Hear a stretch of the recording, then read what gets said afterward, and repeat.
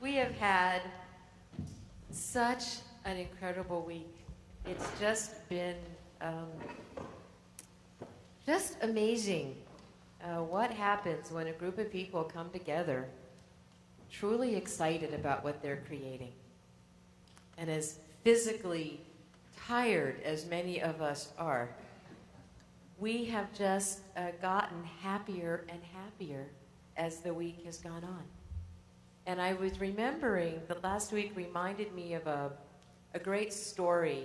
And some of you probably have just read this because it actually comes from Essential Spirituality, the book that we just finished studying. And it's one of my favorites. For several weeks, strange sounds had drifted over the mountains from the neighboring valley. There was much talk in the village about what these noises could be, but no one could make any sense of them. Even the village elders had never heard anything like them. Finally, one of the young men of the village was chosen to cross the mountains and see what was going on. After 2 days of hiking, he reached the mountaintop and saw in the valley far below him a hive of activity with dozens of people working.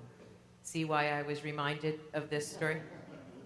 As he drew close, he saw a line of people, each with a huge stone in front of them that they were hammering and chiseling. When he finally reached the valley floor, he approached a young man at one end of the line and asked, "What are you doing?" "Huh," grunted the young man. "I'm killing time until I get off of work." Puzzled, the hiker turned to the second person in the line, a young woman, and asked, "Well, excuse me, but what are you doing?" And she said, "I'm earning a living to support my family." Scratching his head, the hiker moved on to the third person and asked again, "Well, what are you doing?" "I'm creating a beautiful statue," came the reply. And turning to the next person, the hiker repeated the question again. "I'm helping to build a cathedral," was this person's answer. "Oh," said the hiker, "I think I'm beginning to understand." Approaching the next woman in line, he asked, "And what are you doing?"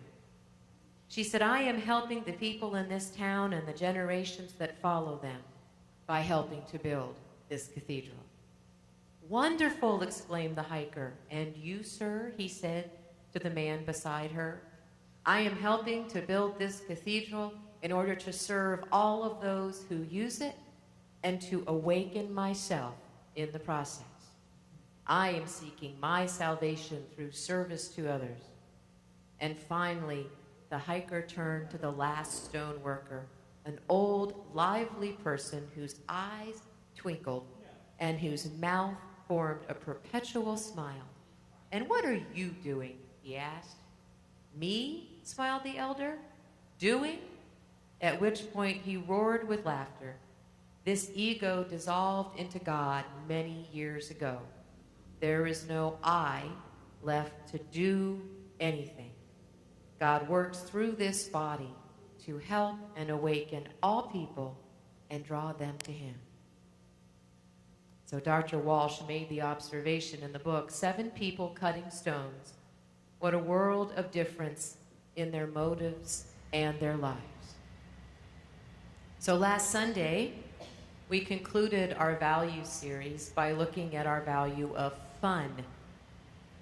And we define fun as bringing a playful, curious energy to everything we do and enjoy, learning, loving, and laughing together. And during that talk, I compared this to Jesus' teachings of how important it is to bring that childlike energy to our lives, to become like little children so that we could enter into the kingdom of heaven. Well, last week, many of us brought a childlike, playful, curious energy to all the work that we did in the building, to all the work that we did together, creating together. And I was reminded of something. Yes, by yesterday I was actually beyond the capacity to speak. So I just want you to acknowledge that I can speak again this morning. I was reminded of something that my friend, one of my Unity minister friends, Reverend Anne Maria Casio, she, like me, loves word sources, like what did words originally mean, and where did they come from, and some of the words we use a lot, what is the true meaning behind it? And so she actually said the other day in a conversation, she said, are you aware, and yes, we actually do talk about this in our conversations, that the word heaven comes from the Greek Uranos, and it literally means a realm of expanded awareness. That's what heaven literally means.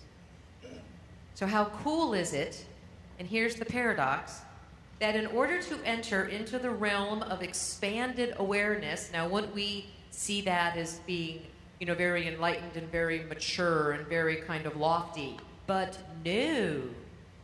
In order to enter the realm of expanded awareness, we have to become like little children. We have to develop beginner's mind. We have to let go of everything that we ever thought we knew and become like children to create the possibility, the potential of living all the time in the realm of expanded awareness, to live, to create and live in what Jesus called the kingdom of heaven. That's what it means to live our vision.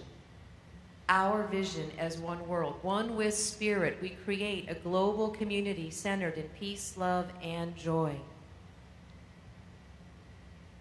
We are, in our vision, essentially saying that we want to create the kingdom of heaven right here. We want to live in that realm of expanded awareness all the time. We want to live in peace, love, and joy all the time. And the good news is, as Lino was saying, is it gets to be fun to do that. We get to become childlike and gleeful and playful. We had so much fun last week. I mean, Gay's giggling because we were joking with each other and teasing each other and telling jokes I can't tell on Sundays with each other and just having fun. And yet there was such an energy of peace, love, and joy in everything that we were doing together. And I got to about Thursday and I went, oh my God, we're living our vision right now. As we do this work, we are living our vision right now. One with spirit, having an understanding that we are spiritual beings, having an incredibly human experience. We are right now already creating that global community. Do you know how many people have written to me from around the country that I have served in my capacity as Director of Peacemaking for years and years, saying, we're following your progress on Facebook. Nice painting, cute jeans. Seriously. And you know what I love about that is that was one of Annette's visions, was that our Facebook presence would be the first step to creating global community. Who knew how many people would be engaged by the pictures of our renovations as we create this global community? We had so many conversations, because, it wasn't just work, work, work. Well, yeah, it was, but okay. We did occasionally stop over a cup of coffee and have conversations. And some of the conversations were about picturing the people who are going to walk into that building, picturing the people that we are going to be serving, who will walk through those doors and really feel what unconditional love and acceptance feels like. Because we were modeling it last week. We didn't get grumpy. We didn't get cranky. We loved one another through all the dirt, through all the decisions, through all the fatigue. We saw every youth room that we were painting, we were visualizing the children in those rooms. And we were seeing that our children in those beautiful coral seafoam and sky blue rooms are going to be learning the minute they walk through those doors that they are worthy and that they are loved just the way they are. That's what we were thinking as we were painting those rooms. We saw the adult classroom filled with adults learning and having just as much fun in their classes as we were having creating the space. We saw our gorgeous foyer. Oh, thank God for Lloyd and beautiful tile. We saw people walking into that foyer and going, wow, it feels so good in here. We visualized through all the disorder and the chaos and the dust, the building filled with people. And we realized that for all of the work, all we're really creating over there is the container. Now it's going to be a beautiful container. But we were very, very clear as we were working that we are simply creating the container for all of this to happen. And we have approached every aspect of this project with that knowing and with that childlike trusting energy, because we have stepped out in faith, people, on this project. Every step of the way, our needs have been met. And we did not know how they were going to be met when we first started stepping. We have let go and let God so many times during this process. Scott said to me yesterday, he said, you know, I know how particular you are. I like that word. Don't you like that word, particular?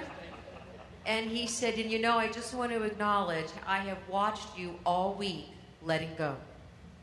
And I have watched people all week letting go. I've been telling you guys, this has been truly, I posted on Facebook last night, one of the most amazingly collaborative processes I've ever been involved in, because there has not been an ounce of ego in that building. It has been amazing. We have been letting go and letting God flow through this process. I was so excited when Ken picked the song, this first song, because I love the words, gonna build a mountain, gonna build it high. I don't know how I'm gonna do it. I only know I'm gonna try. That has been this process. Thank you, Nick, that was perfect. Because when we started this process, we didn't know how we were gonna do half the stuff that we're doing.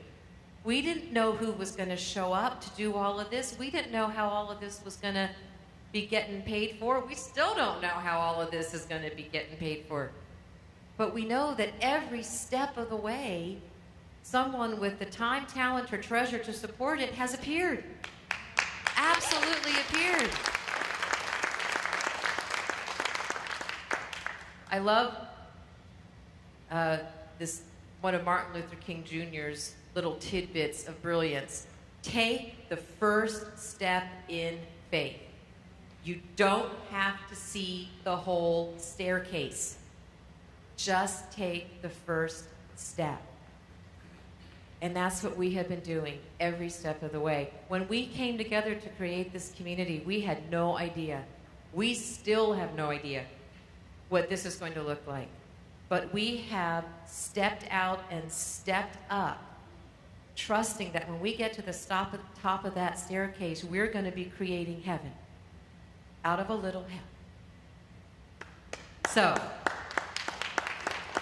do we know what a global community centered in peace, love, and joy is going to look like? I don't have a clue. I've gotten a little taste of it. So what I want to encourage all of us to do is just to keep stepping one step at a time up that staircase and keep modeling among us what that looks like. Keep showing up, demonstrating our values.